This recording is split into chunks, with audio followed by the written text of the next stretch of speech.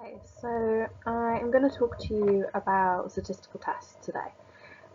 So statistical tests are always something that students feel quite anxious about, and it is just a case of remembering the right order of things. So if you can remember the right order of things, then you have solved most of your statistical stats problems. So don't be nervous. Hopefully this will help in your revision of statistical tests. So what are they? Statistical tests are used to check whether results are due to chance or not. So we often talk about this idea of chance. Chance of whether if we hadn't done the experiment at all, then would the results have come about anyway. So if the results are not significant, then it means that despite us doing an experiment, the results could have happened anyway.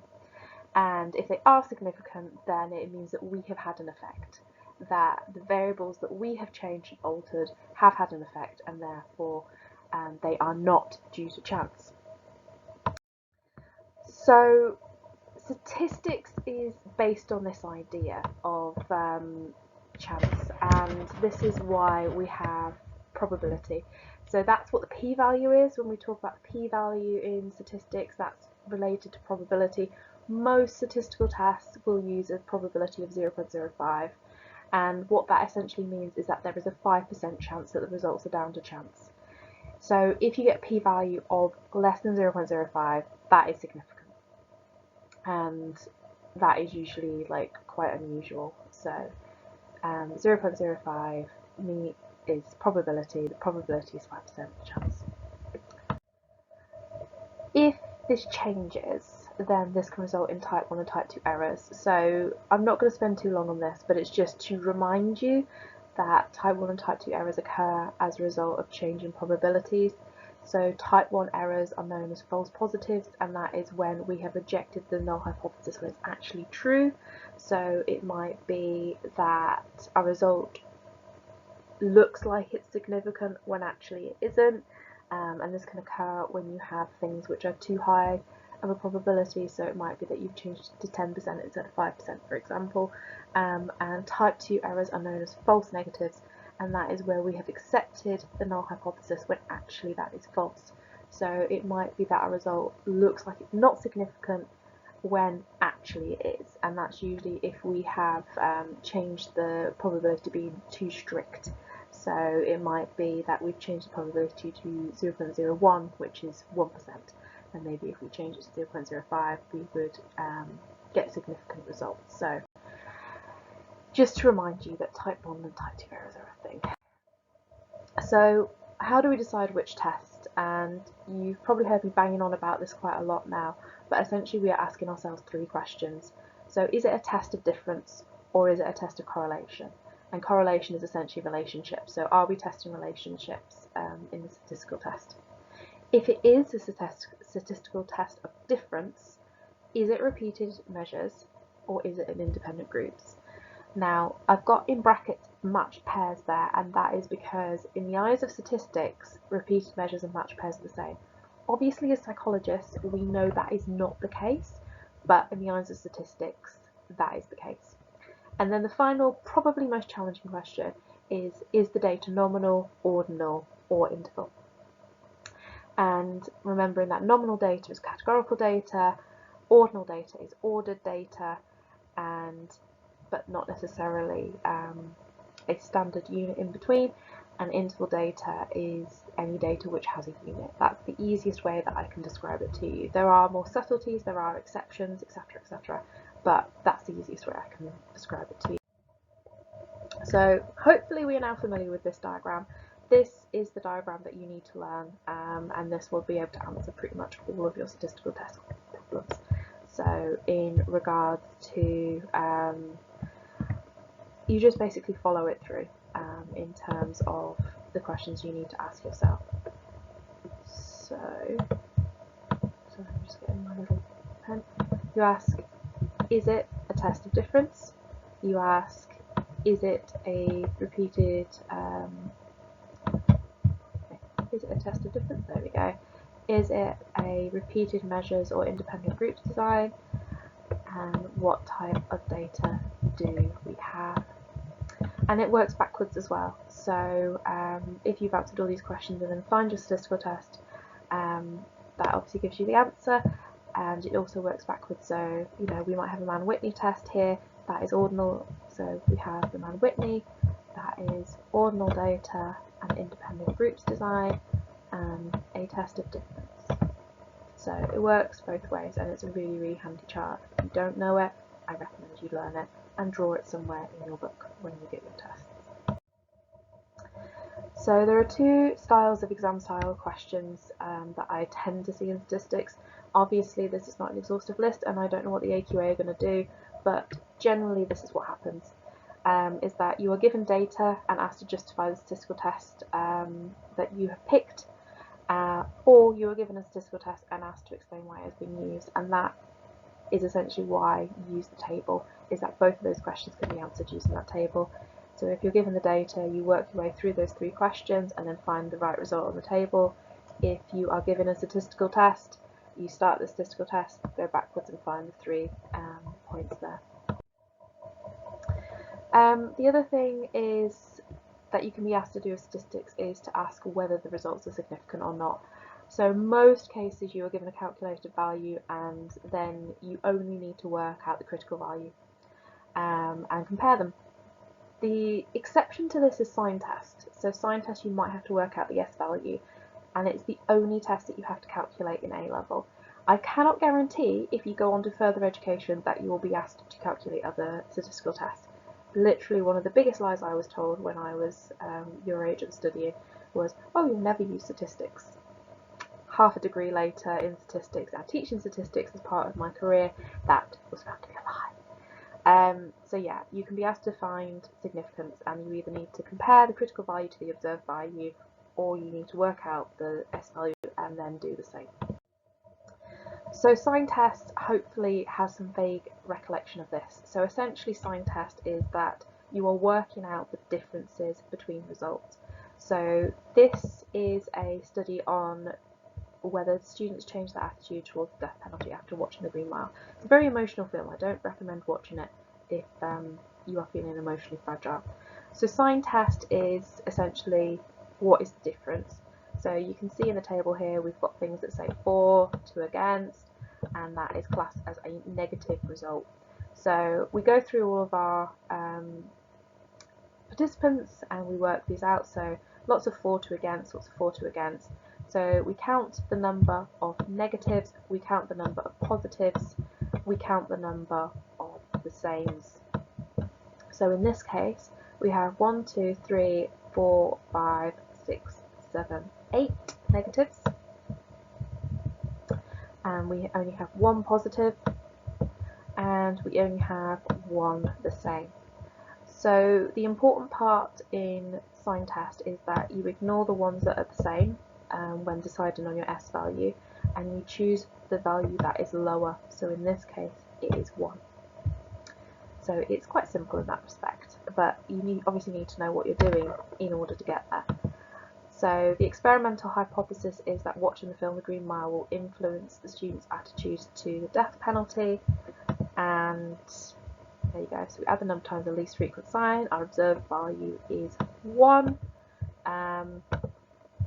And we need to work out our n value as well. So that is the number of values in the sample, which is 10, but we have 1 that is the same. So 10 take 1 is 9. Okay, so we need the n value, we need the s value. The other thing that we need is this a non-directional / two-tailed or a directional / one-tailed test? Because this doesn't have any descriptors in it, it is a non-directional, therefore it is a two-tailed hypothesis. And all of these things will be important when we work out the critical value on the next slide.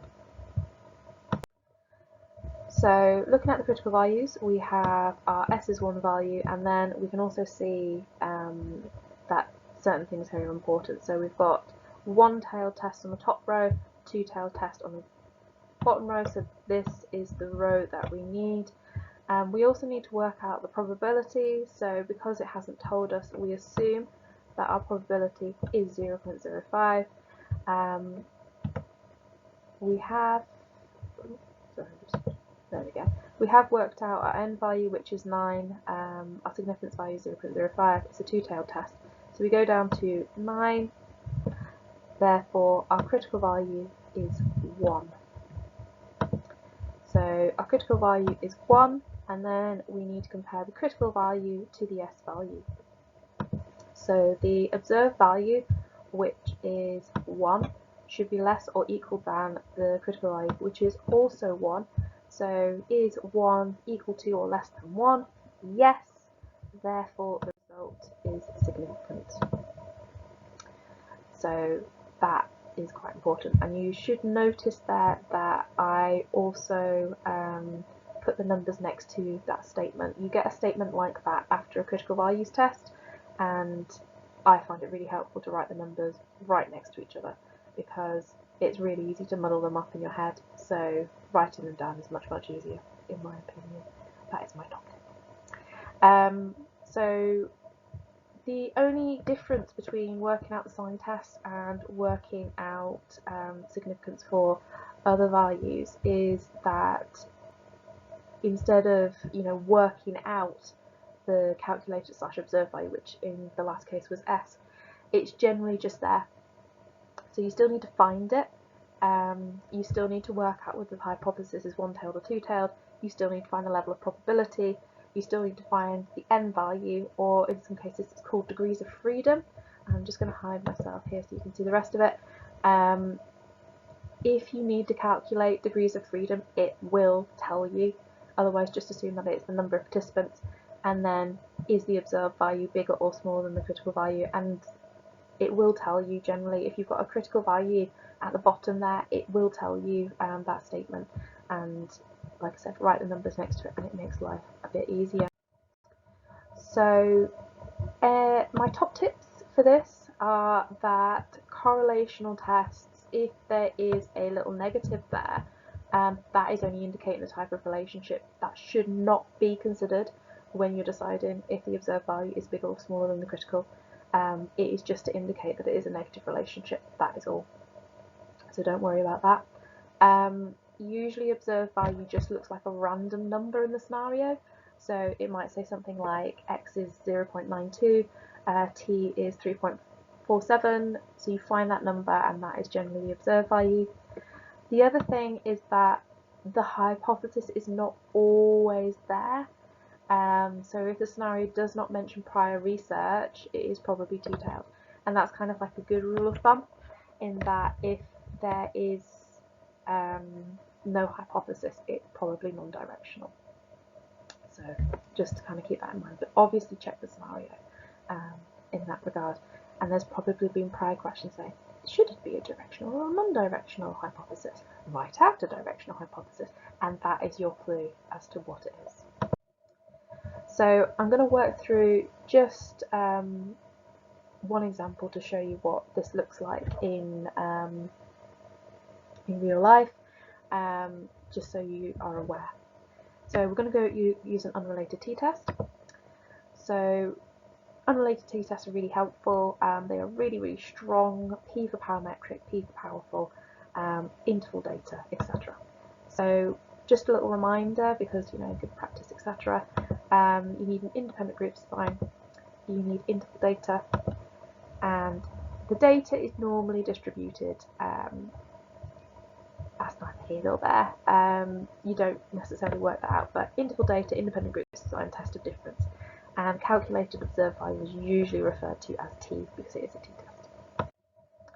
So the example we're going to work through is that a psychologist wants to see if there's a significant difference in the time taken for males and females to complete an electric puzzle, and the times are recorded in seconds. So there's your clues there with interval data, differences, and independent groups. The observed value is found to be minus 0.286, and we ignore the minus sign. It's a negative relationship. So we need to calculate degrees of freedom. So we have number of females with 6, number of males with 7. To work out the degrees of freedom, we take both of those values, add them together and take 2. So 6 plus 7 minus 2 is 11. And that's our degrees of freedom that we will be using in that regard. So here's our critical values table, and again, same sort of logic. So is it two-tailed, is it one-tailed, what are our degrees of freedom, and comparing the observed to the critical. So degrees of freedom is 11. The hypothesis was non-directional, our significance was 0.05, and the result should be that the observed value must be greater than or equal to the critical value. So two-tailed, 0.05. So this one, this one, this one, and this is the value that we are considering. Our observed value was 0.286, so the observed value must be greater than or equal to the critical. Unfortunately, it is definitely lower with the 2.201, so it is non-significant in this case because this is smaller than this. So critical value is that, result is not significant. So it's just the same process, just in lots of different ways. So if you can do that, then you know you are well on your way to working out all these statistics. So what I recommend you do now is to get a hold of the documents that are available in the slides. They are also available in the revision section on SharePoint. So there are loads of them, by the way. I am not expecting you to do all of them, but it's just a chance for you to practice. So you know you can pick and choose through the ones that you want to do. The answers are also available for you, so you can self-mark them, but they are all available for you to use and practice as much or as little as you want. There's also some questions about reliability and validity if you feel like you want to practice those, but the main ones I would go for are, you know, working out critical values, working out when we use statistical tests, and that sort of thing, because that is the sort of question that you'll be asked. I hope that's been helpful. Any questions, drop me an email, and I hope to see you all soon.